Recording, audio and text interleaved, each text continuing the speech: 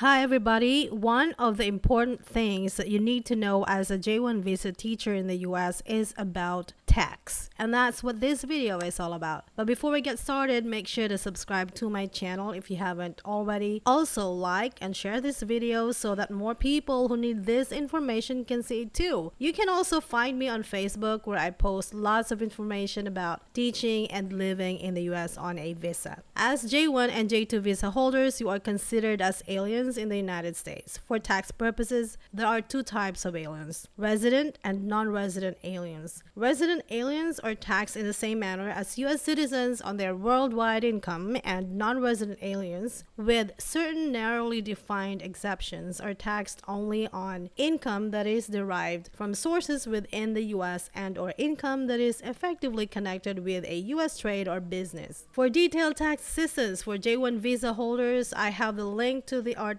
in the description below. Make sure to watch this video until the end to get a good overview of the major things that you need to know. Okay, let's get into it, and we're starting with the good news. J1 visa holders don't have to pay taxes for 2 years because they are considered non-resident aliens during those first 2 years. Even though taxes will still be deducted from your paycheck, you'll get a full refund during tax season, which starts in January. So you can consider those deductions part of your savings, since you'll get them all back when you file your taxes. This tax exemption is due to the tax treaty between the US and some countries. The list of countries with this tax treaty is in the link below, but here are some of the countries that are on the list. You can pause the video and take a screenshot if you want. Second, every state has its own rules about taxes, like the rates and what kinds of taxes you must pay. States also have different ways of collecting income taxes. I have a link below with all the tax information for each state, but it's so long so I didn't want to include it all in this video. But I am sure you want to know which states don't have income tax. Those are Alaska, Florida, Nevada, South Dakota, Tennessee,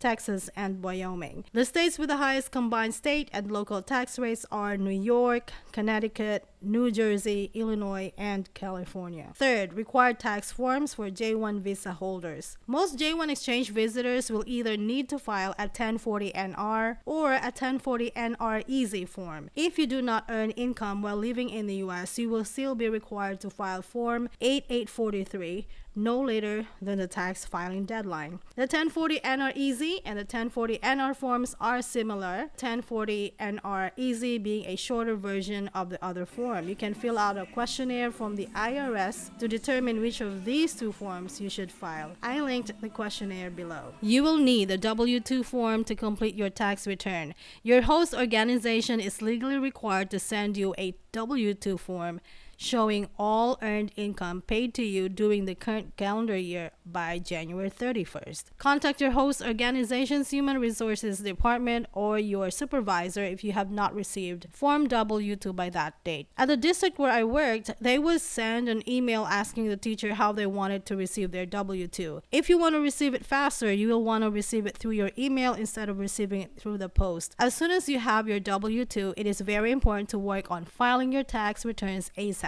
The earlier you file, the earlier you will receive your refund. For more information on W-2, visit the IRS webpage, which I linked below. Do not get intimidated by these forms that I am talking about. I have very important information for you toward the end of this video, and it will make all the difference. Fourth, paying taxes that you owe or receiving a refund. If you underpaid your taxes on your tax return, you'll need to pay the IRS what you owe. You can pay online with a debit or credit card on the IRS website. If you overpaid your taxes, the IRS will send you a refund. You can have the refund mailed to you or direct deposited into your bank account. Direct deposit is faster and safer. During your first 2 years on a J1 visa, you'll get 100% refund, like I said. In your third year, however, your refund will be based on how much you overpaid in taxes through the deductions from your paycheck. You can check the status of your refund after you file your tax return on the IRS website, which I linked to below.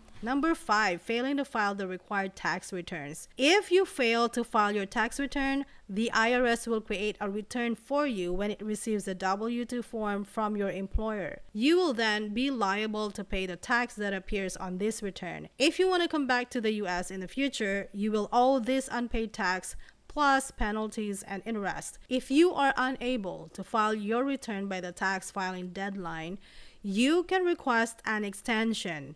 An extension will provide you with 6 additional months to file your return. The extension request must be filed by the tax filing deadline. If you owe money, interest will accrue on the balance until you file and pay. Filing your taxes can be a pain in the neck with all the forms you need to fill out and the required attachments like W-2s and ID.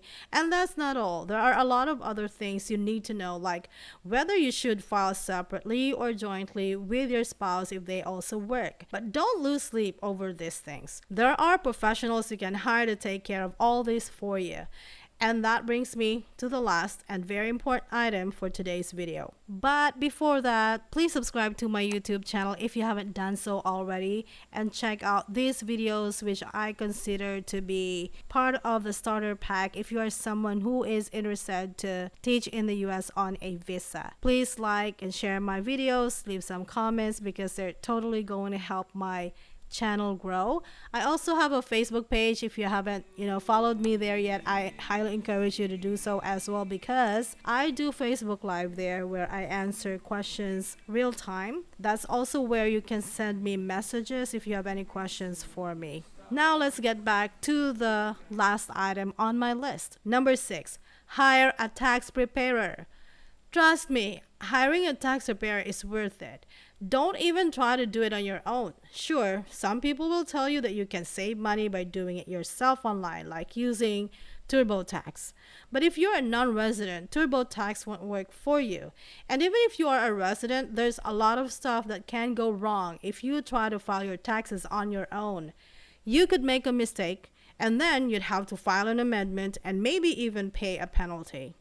It's just not worth the hassle. So just hire a tax preparer and be done with it. You can ask your coworkers at school where to find tax preparers.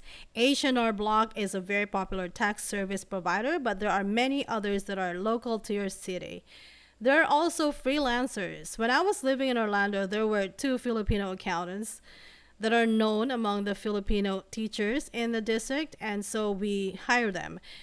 The one that I hired even did my taxes when I was back in the Philippines. Since we're friends on social media, I just needed to email her my W-2 and other requirements like my valid ID, which can be your passport or driver's license, my family security numbers, my son's birth certificate, since I'm claiming him as a dependent. I hope that this video helped you get some basic ideas about tax information for J1 and J2 visa holders. Again, check out the links that I have in the description because they're going to lead you to the detailed articles regarding the things that I mentioned in this video.